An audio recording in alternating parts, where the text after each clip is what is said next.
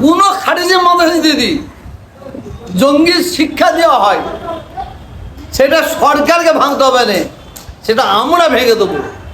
কেন? আমরা দেশকে ভালোবাসি। রাস্তার ধারে ধারে দেখবেন অনেক ছোট ছোট মন্দির আছে। আমি হিন্দু ভাইদের আঘাত দেওয়ার জন্য বলছি না, কিন্তু যদি সরকারি আইনে আসা যায়, অধিকাংশ রাস্তার ধারে মন্দির সব ইললিগালি পাওয়া যায় বলে মনে করি। জনসাধারণ যে ডিম মারছে, যে রাস্তায় ধরে পিটাই করছে, এটা জনসাধারণের একটা ক্ষোভ। তারা শিক্ষককে মারধর করে, লাঠি মারতে মারতে স্কুলের বাইরে বের করে দেয়। স্কুলে ছাত্র ছাত্রী এক ধারে বসে বিড়ি সিগারেট খায়। কলেজে অনেক জায়গায় ছাত্রছাত্রীরা নুকে নুকে মদ খায়। আমার মনে হয় সারা ভারতবর্ষে ভিখারি এটা তুলে দেওয়া উচিত বলে আমি মনে করি। দেখেন, কোনো ব্যক্তির নাম ধরে আমি বলছি না, যারা অন্যায় করবে তারা যেন শাস্তি পায়। সে জেল আটসাবি হোক, জেল আটসাবি হোক, কিন্তু আমার দাবি থাকবে শাস্তিটা কোনো পাবলিক না। এই যারা আমি দেখছি ওই ডিম ছুঁড়ে ছুঁড়ে মারছে, মানুষ তাদের প্রতি এত রাগ তৈরি হয়েছে, একটা ক্ষোভ তৈরি হয়েছে, ক্ষোভের কারণে তাদের ডিম ছুঁড়ে ছুঁড়ে মারছে। এবং কোথায় কোথায় দেখছি কোমরে দড়ি বেঁধে ঘোরানো হচ্ছে, কোথায় কোথায় দেখছি কান ধরে উঠবোস করানো হচ্ছে। এটা তো ঠিক নয়। এটা ক্ষোভে করছে, রাগে করছে, ঠিক আছে, কিন্তু দেশের আইন বলে কিছু নাই। যারা অন্যায় করেছে তাদের প্রশাসন ধরবে, প্রশাসন ধরে তাদের শাস্তি দেবে, যেমন যেমন অন্যায় তেমন তেমন শাস্তি পাবে। কিন্তু প্রশাসন তাদের কোমরে দড়ি বেঁধে ঘোরাবে, তাদের কান ধরে রাস্তায় উঠবোস করাবে, এটা কি কোর্ট বলেছে? এটা আমাদের জানার দরকার আছে। আইনকে কারো হাতে নেওয়া উচিত বলে আমার মনে হয় না, হবে বলে আমার মনে হয় না। দেখেন, যাদের ডিম মারা হচ্ছে, যাদের ঘরে রাস্তায় ফেলে লাঠি মারা হচ্ছে, চচ্চাপড় মারা হচ্ছে, আমি বারে বারে বলছি এটা ক্ষোভে করছে, কিন্তু এটাও তো ভাবতে হবে। রাত আসে দিন চলে যায়, আবার দিন চলে যায় রাত আসে। আমি একটাই জিনিস আমার মাথায় ঘোরে, এই সরকার সারা জীবন থাকবে বলে আমার মনে হয় না। এই সরকার চলে যাওয়ার পরে যারা এই ধরনের কাজ করছে, বাবাকে ধরে ডিম মারছে, বাবাকে ধরে লাঠি মারছে, বাবাকে চড় মারছে, রাস্তায় ফেলে পিটছে, কোমরে দড়ি বেঁধে ঘোরাচ্ছে, কান ধরে উঠবোস করাচ্ছে, সেই পরিবারের ছেলেরা মেয়েরা আত্মীয়তা দেখছে তো, তাদের মধ্যে একটা ক্ষোভ সৃষ্টি হচ্ছে। এই ক্ষোভটা তো তারাও একদিন প্রকাশ করবে। আমি ওই জন্য সরকারের কাছে দাবি রাখবো, প্রশাসন যে কোমরে দড়ি বেঁধে ঘোরাচ্ছে, কান ধরে উঠবোস করাচ্ছে, এতে কোর্টের যদি আইনে থাকে তাহলে এখানে আমার কিছু বলার নেই। আর যদি কোর্টে আইন না থাকে, এটা করা উচিত হচ্ছে বলে আমার মনে হয় না। আর আমি জনসাধারণের উদ্দেশ্য বলবো, জনসাধারণ যে ডিম মারছে, যে রাস্তায় ধরে পিটাই করছে, এটা জনসাধারণের একটা ক্ষোভ, সেই ক্ষোভটা তারা প্রকাশ করে ফেলছে। আমি জনসাধারণকে আমি বলবো, একটা বাংলায় কথা আছে, এপার ভাঙে ওপার গড়ে, সেই তো নদীর খেলা, সকালবেলা ধনী রে তুই, ফকির সন্ধ্যাবেলা। আপনারা আপনাদের ক্ষোভ প্রকাশ করছেন, ক্ষোভের দ্বারা এই ধরনের কাজ করছে, কিন্তু যাদের ঘরে করছেন তাদের ছেলে মেয়ে, তাদের আত্মীয় স্বজন, তাদের মান সম্মান আছে, তারা এগুলো দেখে কিছু বলছে না, তারা চুমড়া আছে। কিন্তু তারাও তো অপেক্ষা করবে যে কোন দিন কোনোদিন যদি এই সরকার চলে যায় তারা কি পদক্ষেপ নেবে? অতএব এটা র্যাগিং টাইপের হয়ে গেছে। মানে সিনিয়র ছাত্ররা জুনিয়র ছাত্রদের উপর র্যাগিং করেছে, প্রচুর অত্যাচার করেছে, প্রচুর জুলুম করেছে। তারা পড়াশোনা করে চলে গেছে, এবার এই যাদের প্রতি জুলুম করেছে, অত্যাচার করেছে, তারা উঁচুতে গেছে, তারা এবার সিনিয়র হয়ে তারাও অত্যাচার করবে। এটা ঠিক নয়, এটা ঠিক নয় বলে আমি মনে করি। এটা ভুল পদক্ষেপ। খারেজি মাদ্রাসাটা এমন একটা মাদ্রাসা, ইসলামী যে মাদ্রাসাটা এমন একটা মাদ্রাসা, এই যদি আমি অন্য ধর্মের মানুষকে বলছি না, আমি মুসলমান ধর্মজি, যদি কোনো মুসলমান মা বোন মা বাপ তারা চায় তাদের ছেলেদের সত্যিকারের মানুষের মতন মানুষ করব, যোগ্য মানুষ করব, তাহলে তাদের ঘরে আগে ধর্ম শিক্ষা দিতে হবে। ধর্ম শিক্ষার মাধ্যম দিয়ে মানুষের মতন মানুষ গড়া যায় বলে আমি মনে করি। আপনি আমাকে দু একটা উদাহরণ দিতে পারবেন যে কোনো খারেজি মাদ্রাসার ছাত্ররা শিক্ষককে লাঠি মারতে মারতে বাইরে বের করেছে, শিক্ষককে ঘরে ভরে দিয়ে মারধর করেছে, শিক্ষকের উপর চেয়ার ছুঁড়ে মেরেছে, শিক্ষকের গালে জল মেরেছে? একটা দুটো আমাকে দেবেন? দিতে পারবেন না। কারণ ধর্ম শিক্ষা, ইসলামিক শিক্ষা এই ধরনের জিনিসকে বরদাস্ত করেনি, যার জন্যই ধর্ম শিক্ষার মাধ্যম দিয়ে আমরা বাবাকে কিভাবে সম্মান দিতে হয়, মাকে কিভাবে সম্মান দিতে হয়, বয়স্ক মানুষদের কিভাবে সম্মান দিতে হয়, আমি মুসলমান হয়েও আমি অন্য ধর্মের মানুষকে কিভাবে সম্মান দেবো, কিভাবে দেওয়া উচিত, সেই শিক্ষা যদি নিতে হয় তাহলে আমাকে ধর্ম শিক্ষাটা আগে পালন করতে হবে। ধর্ম শিক্ষার পরে আমাকে জেনারেল শিক্ষায় শিক্ষিত হতে হবে। জেনারেল শিক্ষায় শিক্ষিত এই কারণে হতে হবে, আমাদের মুসলমানদের ডাক্তার হতে হবে, ইঞ্জিনিয়ার হতে হবে, উকিল হতে হবে, WBCS IPS IS হতে হবে জেনারেল শিক্ষার মাধ্যম দিয়ে। কিন্তু মানুষ খারেজি মাদ্রাসা শিক্ষা নেওয়ার পরে জেনারেল শিক্ষায় শিক্ষিত হয়ে তার উচ্চ জায়গায় যায় বলে আমি মনে করি। আমি আপনাকে একটা নয় অনেক প্রমাণ দেবো।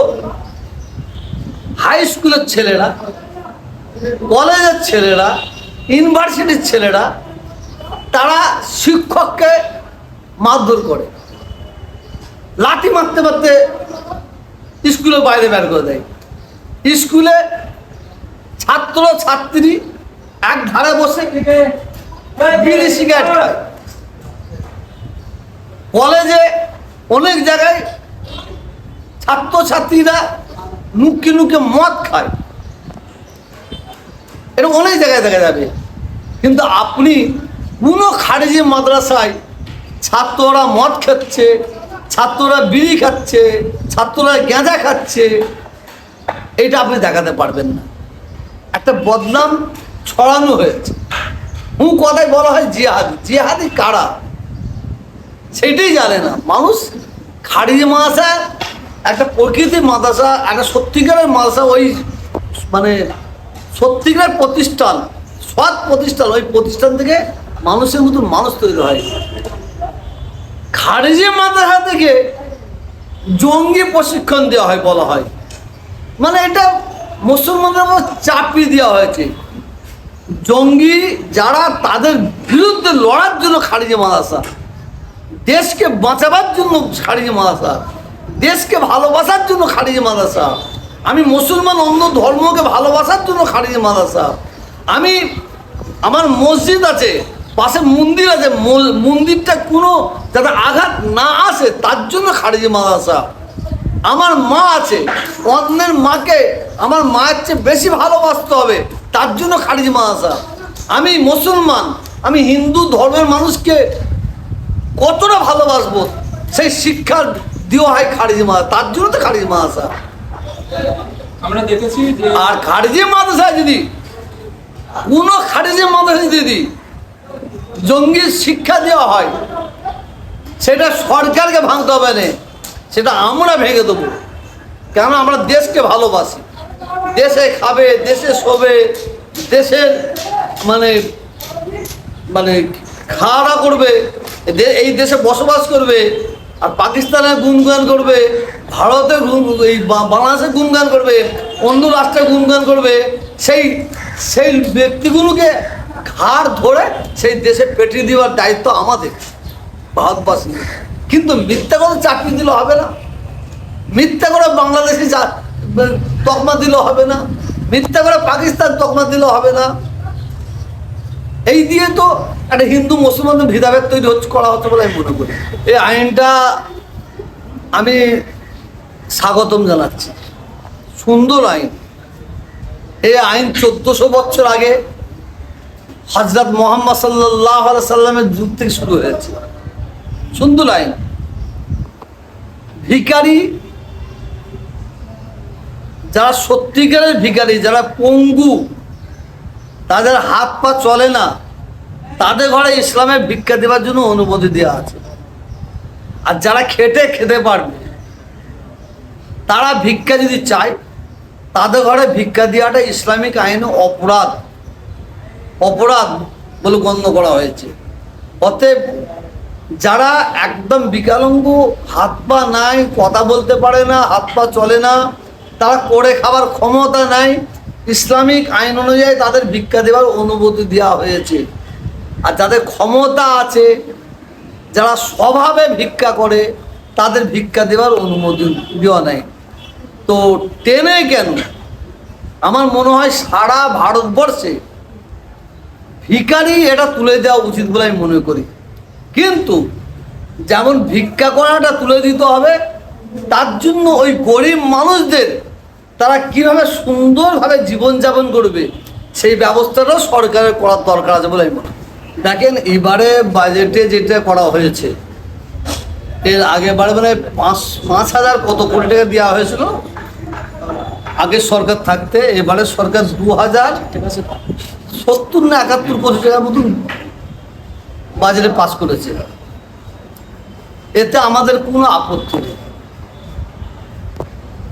আগে যেসব সংখ্যালঘুদের জন্য মাদ্রাসা বলুন, আর সংখ্যালঘুদের বাজেটে যে টাকা করা হতো, অনুমোদন দেওয়া হতো, শুধুমাত্র কাগজ কলমে থাকতো। এবারে কম দেওয়া হয়েছে, তাতে আমি অন্তত পার্সোনালভাবে সাধুবাদ জানাচ্ছি। আমার দাবি থাকবে সরকারের কাছে যে বাজেটে যে টাকাটা পাস করা হয়েছে, ওই টাকাটা যেন কাজ করা হয়। সংখ্যালঘু খাদের যেন মানে মাদ্রাসা, সংখ্যালঘুদের বিভিন্ন খাদে যেন খরচা করা হয়। আর কাগজ কলমে শুনলো আগের সরকার 5,000 এত কোটি টাকা দিয়েছে, 7,000 এত কোটি টাকা দিয়েছে, দেখা গেল কোনো খরচাই হয়নি। তো ওই বাজেটের কোনো মূল্য নেই, ও মূল্যহীন বাজেট।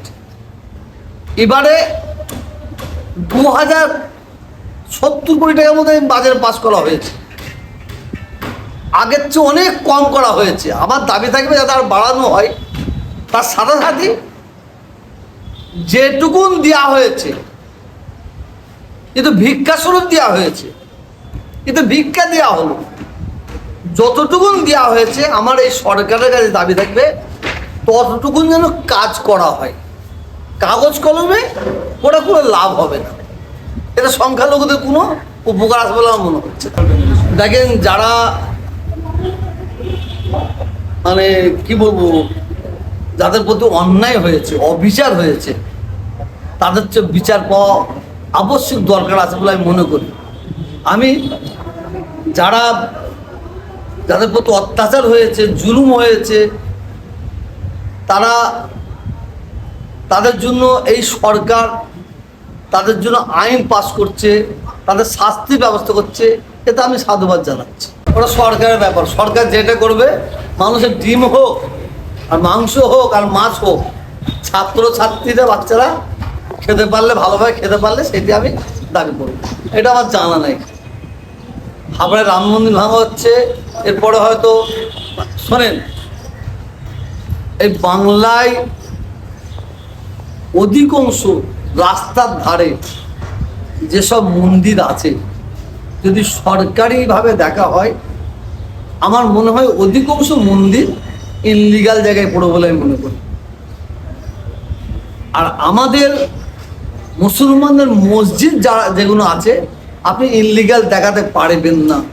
যদি ইনলিগাল কোনো জায়গায় মুসলমানরা মসজিদ করে, সেই মসজিদে আমরা নামাজ পড়বো না, সেই মসজিদে আমরা উঠবো না। কারণ আমাদের ইসলামিক ল অনুযায়ী ইনলিগাল জায়গায় কোনো মুসলমান মসজিদ বানাতে পারে না, কোনো মুসলমান নামাজ পড়তে পারে না। এবং রাস্তার ধারে ধারে দেখবেন অনেক ছোট ছোট মন্দির আছে। আমি হিন্দু ভাইদের আঘাত দেওয়ার জন্য বলছি না, কিন্তু যদি সরকারি আইনে আসা যায় অধিকাংশ রাস্তার ধারে মন্দির সব ইনলিগালি পাওয়া যায় বলে মনে করি। যাদের হকার উচ্ছেদ করা হয়েছে তাদের আগে থেকে নোটিশ দেওয়া দরকার আছে বলে আমি মনে করি।